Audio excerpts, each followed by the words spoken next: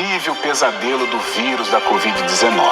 As dúvidas permanecem na cabeça das pessoas. E hoje nós vamos falar sobre um tema que gera muitas dúvidas, que é a gravidez durante a pandemia. Eu recebo a doutora Vanessa Machado, ela que é coordenadora do pronto-socorro de ginecologia do Veracruz, e o doutor Elton Carlos Ferreira, ginecologista e obstetra do Hospital Veracruz também. Obrigado pela presença de vocês. Eu que agradeço. Obrigado, doutor. E hoje nós vamos esclarecer muitas dúvidas em relação à gravidez durante a pandemia. Mas antes da gente entrar nesse assunto, vamos dar uma olhada no VT, um VT que tem um assunto preocupante. Depois nós vamos discutir a respeito deste assunto. Pode colocar. Médicos franceses relataram o primeiro caso confirmado de contaminação intrauterina por Covid-19 em um estudo publicado nesta terça-feira na revista Nature Communications.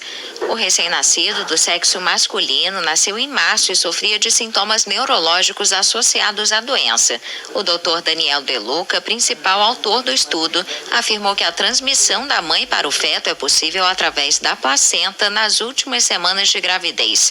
Estudos anteriores sugeriram a possibilidade de transmissão pré-natal de mãe para filho, mas esta nova pesquisa fornece evidências. Os médicos conduziram o estudo em uma mulher grávida de 20 anos, hospitalizada no início de março. 24 horas após o nascimento, o recém-nascido apresentou sintomas graves, incluindo rigidez dos membros e danos ao sistema nervoso cerebral. Os problemas desapareceram por conta própria antes que os médicos decidissem por um tratamento, na ausência de um remédio conhecido para tratar a Covid-19. O estudo afirma que a infecção intrauterina é possível, mas rara. Segundo a professora de saúde materna e infantil da Universidade de Oxford, Marian Knight, que não participou do estudo, dos milhares de casos de crianças nascidas de mães com o novo coronavírus, pouco mais de 2% apresentaram resultado positivo para o vírus e quase nenhum desenvolveu sintomas graves. Então vamos lá, vamos começar o nosso debate, o nosso bate-papo, os nossos esclarecimentos, né? A gravidez é um risco realmente durante a pandemia? Acho que para os dois. Quando você quer dizer um risco, você quer dizer a mulher grávida exposta a isso durante a pandemia, né? Só o fato dela estar grávida, hoje em dia, já foi determinado pela Organização Mundial de Saúde que a gravidez a mulher que está grávida tem mais risco, né, durante a pandemia. Sim. Não porque ela tem mais chance de ficar doente ou ela está ficando mais doente, não é isso.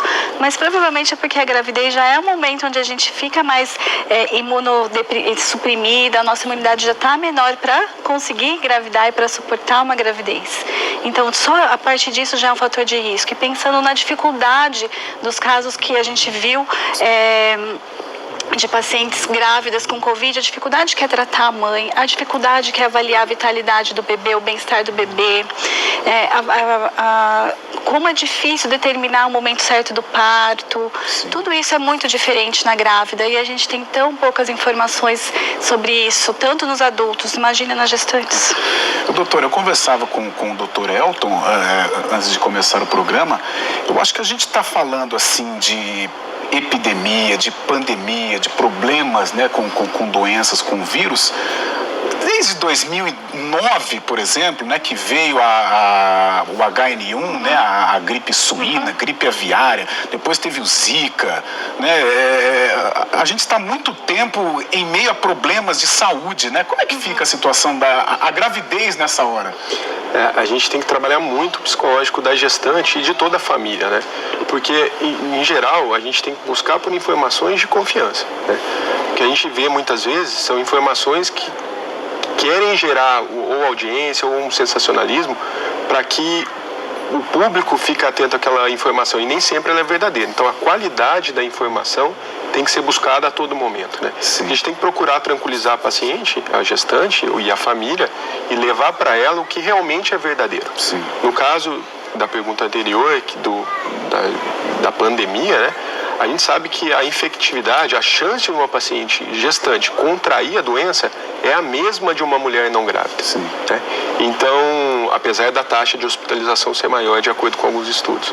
Então, a gente tem que tranquilizar e mostrar para ela que tudo vai dar certo, tomar os cuidados necessários, mas principalmente acalmar e mostrar a informação de fato como ela é. Né? Então, você falou em informação, a gente está num momento complicado de fake news, né, de troca de informações, rede social, WhatsApp. Para vocês, nós jornalistas, isso, né, é um terror. Eu imagino que para vocês, né, o que chega para tirar dúvida, o que chega de notícia inverídica, tá difícil para vocês também? Sim, muitas. As mulheres têm muito medo, os maridos. Eu tenho uma paciente que passa comigo que ela fala assim: meu marido tá com muito mais medo do que eu. E ele vai no consultório, ele usa tudo com cotovelo, assim, ele vai abrir a porta com cotovelo. Assim, ele tem medo e ele não tem vergonha de dizer que ele tá com medo, né? Então ela que está tendo que acalmá-lo durante a gestação. E então é muito difícil lidar com isso, porque a gente precisa estar sempre bem informado, né? Então a gente precisa estar sempre procurando a informação correta para poder passar o melhor. E nessa situação, né, a quantidade de informação que chega a cada dia é enorme.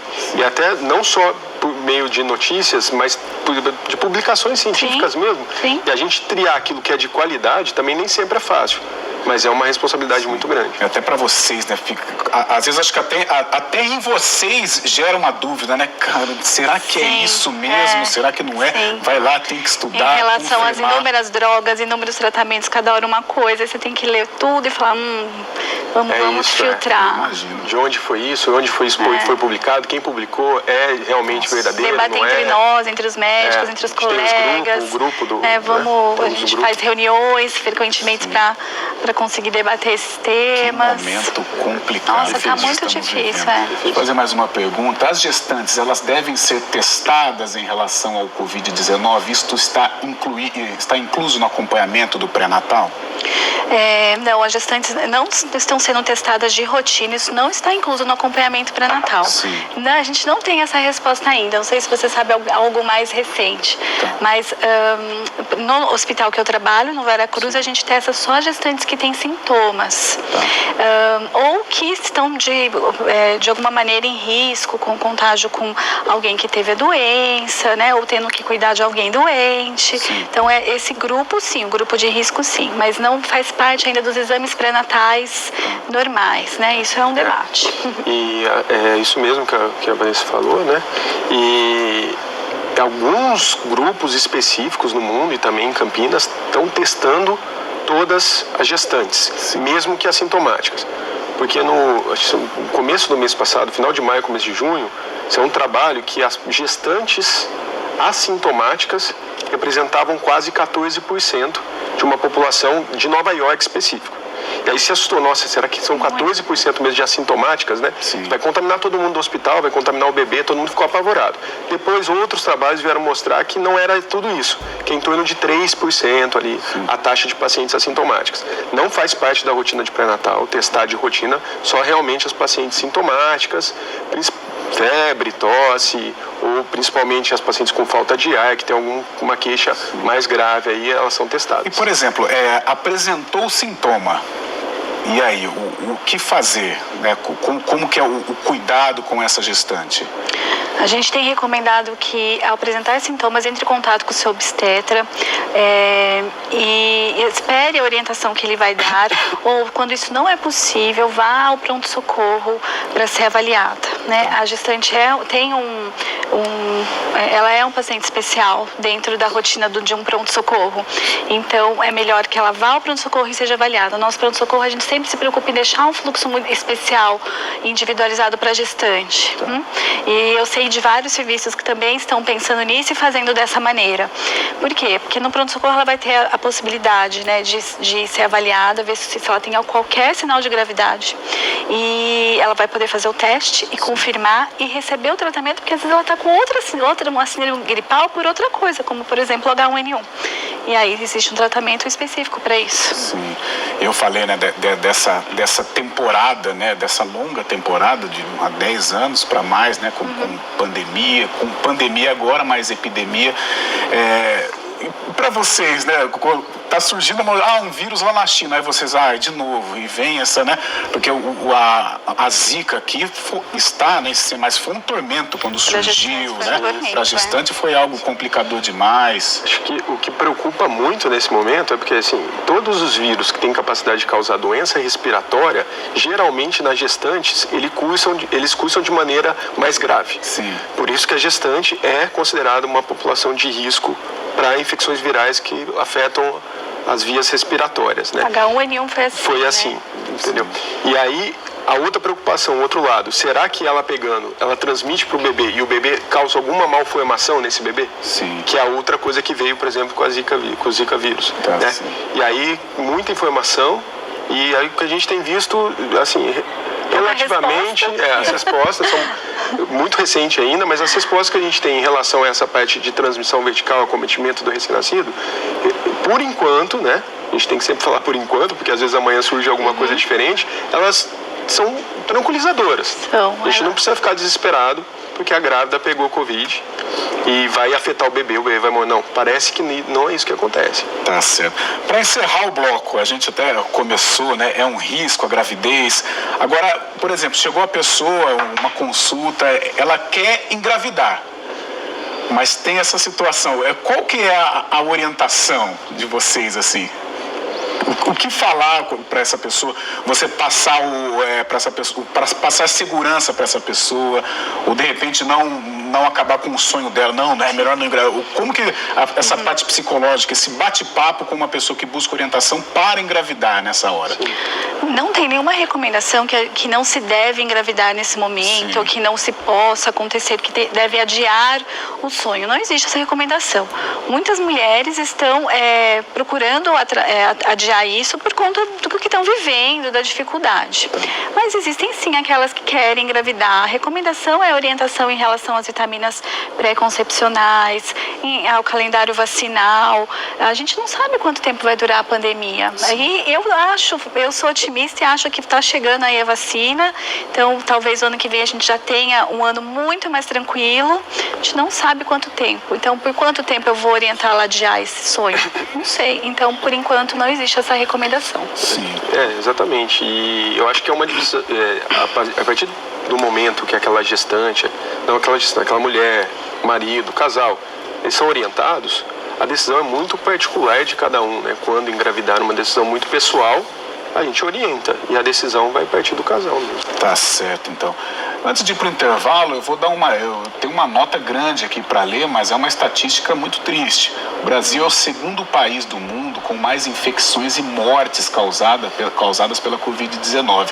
Mas o país tem um outro dado mais alarmante, a morte de gestantes pela doença. Segundo um grupo de enfermeiras e obstetras, pesquisadoras de 4 universidades brasileiras, baseados em dados do Ministério da Saúde, confirma que em cada 10 grávidas e mães no período pós-parto que morreram de Covid-19 em todo o mundo, 8 eram brasileiras. A pesquisa foi feita entre os dias 26 de fevereiro e 18 de junho.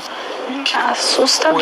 Posso fazer o seguinte? Vamos repercutir essa informação no próximo bloco, porque a gente tem que bater muito nessa tecla e discutir esse assunto, porque realmente são números assustadores, uma colocação muito ruim para o nosso país. Hoje o assunto do Ação Nacional, nós estamos indo para um rápido intervalo, o assunto é gravidez durante a pandemia. Eu estou com a doutora Vanessa Machado do Veracruz e o doutor Elton Carlos Ferreira, ginecologista e obstetra do Hospital Veracruz de Campinas. O intervalo é rapidinho.